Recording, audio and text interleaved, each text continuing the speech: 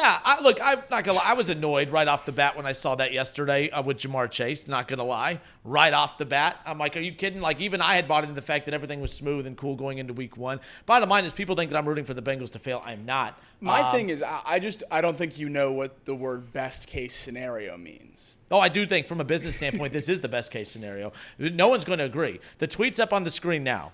So I said best case scenario for the Bengals, and I knew I did not expect any Bengals fan to truly agree, but again, I'm not a Bengals fan, so I'm using logic with this. Now that sounds like I'm taking a shot. I'm not. Fans want the best players on the field at all times. The Chiefs wanted Tyreek Hill. You couldn't have Tyreek Hill. You had to balance that money across the roster, of course. There's a reason they've won back-to-back Super Bowls. You could say, oh, it's just because they have Travis Kelce. No, it's because some of that money was used to keep some of the weapons on the defensive side of the ball, to keep that offensive line bulked up. There's reasons to it. But I said best case scenario for the Bengals. Jamar Chase, I don't think, is going to miss games. I could see, Casey, I agree with you. I think that Week 1 game could be used just to send a message and be like, all right, I'm sorry, I'm back, kind of like with Chris Jones. I could actually see 2 weeks.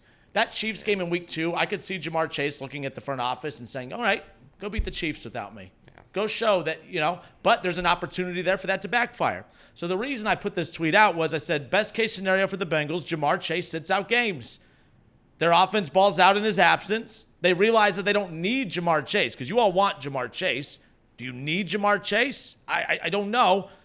Load up draft picks by trading Jamar. They save money by signing T. Higgins instead. If Joe Burrow is as good as you all say he is, why does he need Jamar Chase? He wants Jamar Chase. There's a difference. Need and want, completely two different things. The Chiefs have won back-to-back Super Bowls since trading Tyreek Hill. They wanted Tyreek Hill. They clearly didn't need Tyreek Hill. Now I keep getting a lot of the same responses back. All right, let's not act like Patrick Mahomes doesn't have anybody. He has Travis Kelce. Super. Travis Kelce doesn't equal an entire wide receiver core. If you go look at Travis Kelce's numbers, he's an elite tight end. His numbers aren't number 2 wide receiver T. Higgins numbers, with the Cincinnati Bengals. I love Travis Kelce. I know not a lot of you guys do. I love Travis Kelce. There's no doubt that he is the straw that stirs that drink over there. But let's be clear. Bottom line is the Chiefs were able to use that $30 million a year that Tyreek Hill wanted and able to balance that throughout the roster. It was a good business decision on the Chiefs' part. You pay the tight end the highest amount of money in the league is about $15-16 million a year. That's half of what you would have to pay Tyreek Hill.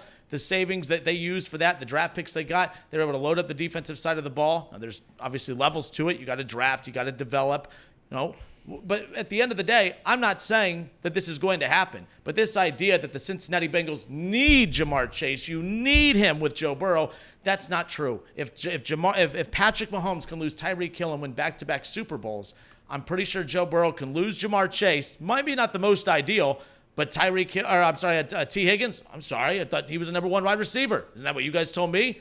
We talk about this wide receiver core. This wide receiver core is awesome. Best receiving core in football. Now it's not. Like, you guys were willing to crap on your own team just to tell me I'm wrong on this. I don't understand that. If Joe Burrow is Patrick Mahomes' level, which I believe that he is, let's not sit here and act like he couldn't get it done without Jamar Chase. Maybe it wouldn't be ideal. Who the hell's coming in? Is this who I think it is? Is it? Oh, yes, it is. Hi. Tell everyone hi. Hey, guys. I don't know if they can see me, but hey, guys. Tell them belated happy anniversary. There you go. So, yeah, I got destroyed for this tweet, and I figured that would be the case. But I'm here to tell you, a lot of people that aren't Bengals fans and not Bengals haters, this isn't the craziest idea in the world. So this idea that Jamar Chase has all this leverage, he wants to create leverage, which is why I could see him missing games 1 and 2, especially that Chiefs game. Go beat the Chiefs without me. Well, they beat the Chiefs without him. That could work against him. They lose to the Chiefs without him. It could be that Chris Jones scenario where, oh, you do need me. Give me my damn money. We'll see what happens. So that tweet, it's not as anti-Bengals as it is just not giving the Chiefs their due, because that team is a great team, man. They have the best interior offensive line probably in all of football for the last 3 or 4 years. They have They have a top 5 defense now that led them all the way to the Super Bowl for the most part. Chris Jones is going to be a Hall of Fame defensive tackle one day. I don't know, man. Like Travis Kelce, you even kind of like alluded to that he's not like this great receiving option either. He never said that. He borderline, or he will be a first ballot Hall of Famer for one. Last year was almost an outlier in his entire career. He's had over 1,000, I would say even 1,200 yards every season since Mahomes. And he's had he's been basically the number one option, despite when Tyreek Hill was there. So it's really, when you're talking about the Tyreek Hill trade, it was really trading away their number 2 option in my mind, rather than trading away their number 1 option. So I can understand that take if we were talking about T. Higgins here, 100%.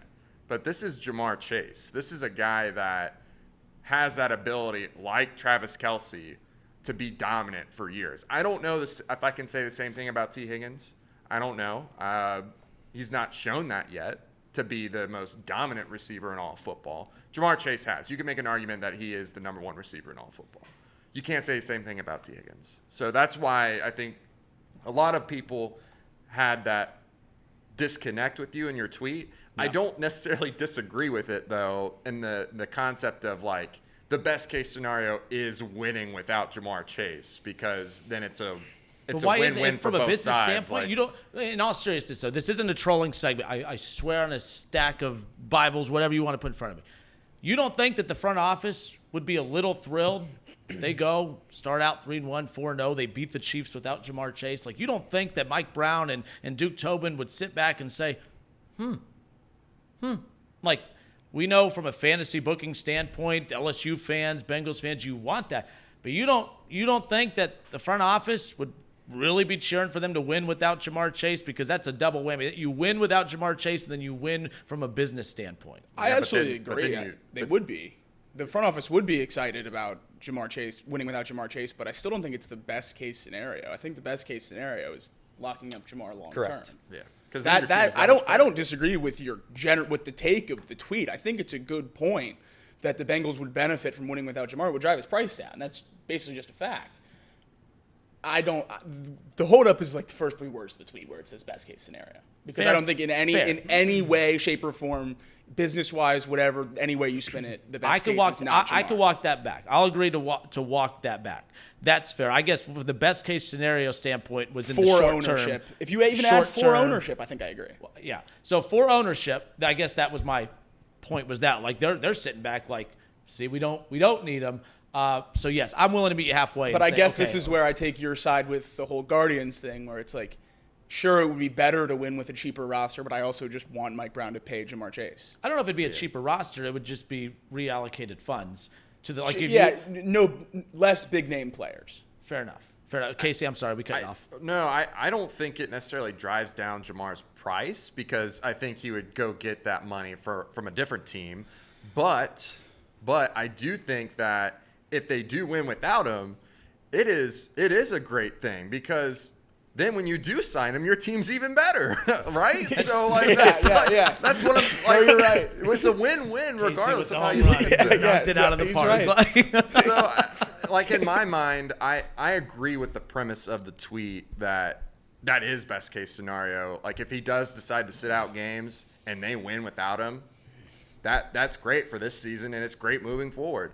I don't think that's a lose-lose on anyone's plate, except for maybe Jamar, but he's going to get that money regardless. So, to me, I don't disagree. It's just that I think the idea of trading him is just you can't compare that to what the Chiefs did with Tyreek Hill in my mind. I think that's a little disingenuous on how good the Chiefs are in general, and doesn't necessarily reflect where the team is at with the Bengals right now. Well,